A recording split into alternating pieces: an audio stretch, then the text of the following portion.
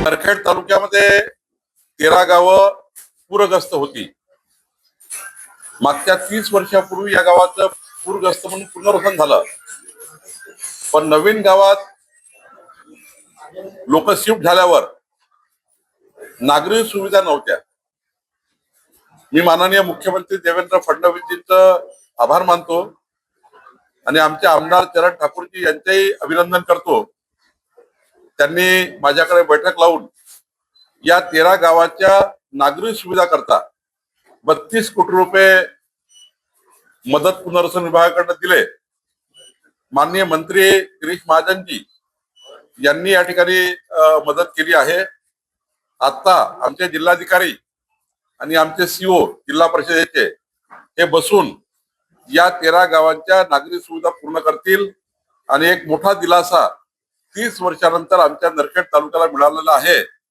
मला पालकमंत्री म्हणून या सर्व गावकऱ्याचं या ठिकाणी अभिनंदन करायचं आहे. पुढच्या 6 महिन्यामध्ये हे संपूर्ण नागरी सुविधाचे कामं पूर्ण करायचे आहे. राहुल गांधी आज विद्यार्थ्यांसोबत संवाद साधणार आहे का? मी सांगितलं की हे नौटंकी आहे, नाटकबाजी आहे. काँग्रेस पार्टीचं जे या ठिकाणी त्यांचा जो प्लॅटफॉर्म आहे, त्यांचा जो पक्षाचा आलेख आहे तो घसरतो आहे आणि संपत असलेली काँग्रेस पार्टीला जिवंतपणा मिळवण्याकरता विद्यार्थी किंवा युवकांचा साथ घेऊन थोडा बेस मजबूत करण्याकरता काम करताय. खरं तर हे राजकीय उद्देशाने केलेलं, युवकांना दिशाभूल करून राजकीय उद्देश पूर्ण करण्याकरता काँग्रेस पार्टीचं या ठिकाणी पक्षाचं काम वाढवण्याकरता युवकांचा त्या ठिकाणी उपयोग करण्यात येत आहे. याकरता राहुल गांधी आता युवकाचा विषय घेऊन देशभर त्या ठिकाणी वेगळ्या पद्धतीने अशा पद्धतीची नौटंकी करतायत. युथ आयकॉन मुख्यमंत्री देवेंद्र फडणवीस उद्या नागपुरातील 30,000 जेन सोबत संवाद साधणार आहे. काय विकास केला, काय नाही, आणि एकूणच संवाद असणार नाही. एकदम चांगला आहे. आमचे मुख्यमंत्री नेहमीच युथ आयकॉन राहिलेले आहे. या महाराष्ट्राच्या युवकांना माननीय देवेंद्रजीच्या नेतृत्वावर विश्वास आहे. या राज्यातले युवा हे नेहमीच त्या ठिकाणी देवेंद्रजीच्या प्रत्येक भूमिकेशी सहमत राहिलेले आहे. त्यामुळे एक चांगला कार्यक्रम होतो आहे आणि याच पद्धतीने महाराष्ट्रातल्या सर्व जिल्ह्यामध्ये पुढच्या काळामध्ये देवेंद्रजीच्या नेतृत्वामध्ये देवेंद्रजींना युवा आयकॉन म्हणून त्या ठिकाणी त्यांची जी पसंती आहे त्या पसंतीचे हे कार्यक्रम आहे. आज बैठक आहे सर.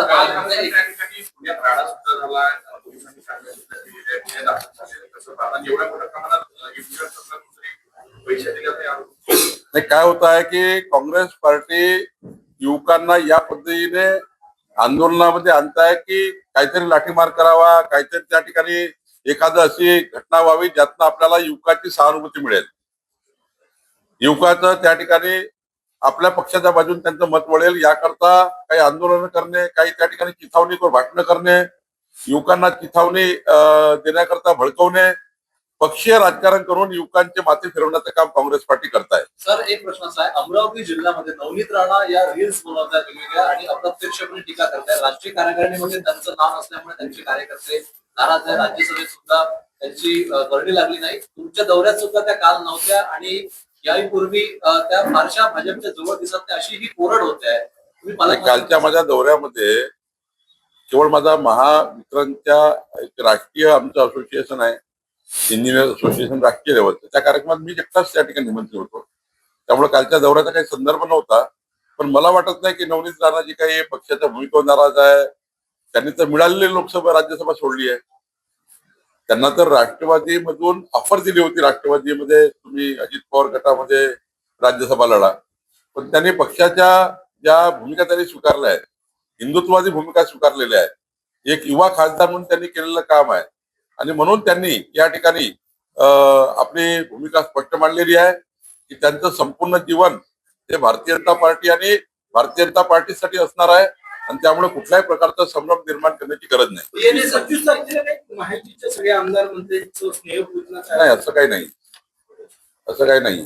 डीएनए संदर्भामध्ये काही शेतकरी परवाच्या दिवशी जिल्हाधिकारी कार्यालयात आले होते. 6,700 एकर जमीन जी डीएनए डिफेन्स न्यूक्लिअर एरोस्पेस साठी घेतली जाणार आहे. संत्रा उत्पादक शेतकऱ्यांची जमीन घेऊ नका. तर पालकमंत्री म्हणून काय तुम्ही मधला मार्ग काढणार? पारशिवनी तालुक्यातल्या शेतकऱ्यांची सुपीक जमीन घेऊ नये असा शेतकऱ्याचा आक्रोश आहे. 3-4 शेतकरी मला भेटलेले आहे. आपण प्रयत्न करतोय की शेतकऱ्यामध्ये काही जर त्यांचा समज गैरसमज असेल तर दूर करू. तिथले आमदार आशिष देशपाल त्याच्याही चर्चा करतात आहे. त्या उपर जर शेतकऱ्याचा खूप विरोध असेल आणि सुपीक जमीन त्या ठिकाणी एमआयडीसी मध्ये जात असेल तर निश्चितपणे यामध्ये आम्ही इंटरव्हेन्शन करू आणि त्यातला काय मार्ग काढता तो काढू. रेती आणि मुरुम आणि मातीवर शेतकऱ्यांना रॉयल्टी लागणार नाही. ट्रॅक्टरही कारवाईतून मुक्त केलेला आहे. मोठा निर्णय शेतकऱ्यांना दिला. महाराष्ट्राच्या संपूर्ण शेतकऱ्याकरता अत्यंत चांगला निर्णय आहे जो महसूल खात्याने घेतला आहे की राज्यातल्या शेतकऱ्यांना त्यांच्या शेतीचं सपाटीकरण करायचं असेल, लेवलिंग करायची असेल, पडीत जमीन शेती उपयोगी करायची असेल, पडीत जमिनीमध्ये पीक पाणी घ्यायचं असेल तर त्याला लेवलिंग करावं लागतं, त्याला माती लागतं, थोडं त्या ठिकाणी बेस तयार करावा लागतो. त्याकरता त्यांना माती लागतं आणि मग माती आणली की मग आमचे अधिकारी त्यांच्याकडे रॉयल्टी घेतात, त्यांचे गुन्हे दाखल करतात. आता मात्र या राज्यामध्ये कुठल्याही शेतकऱ्याचं ट्रॅक्टर पकडायचं नाहीये. शेतकऱ्याला लागणारी माती याची रॉयल्टी घ्यायची नाहीये. शेतकऱ्याचं शेतघर असेल त्याच्याकरता रॉयल्टी घ्यायची नाही.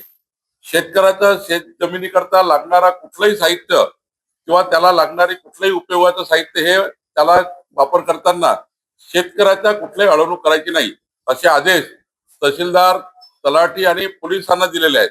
त्यामुळे आमच्या शेतकऱ्यांना उद्या शेतीमध्ये मजबूत करायचं आहे.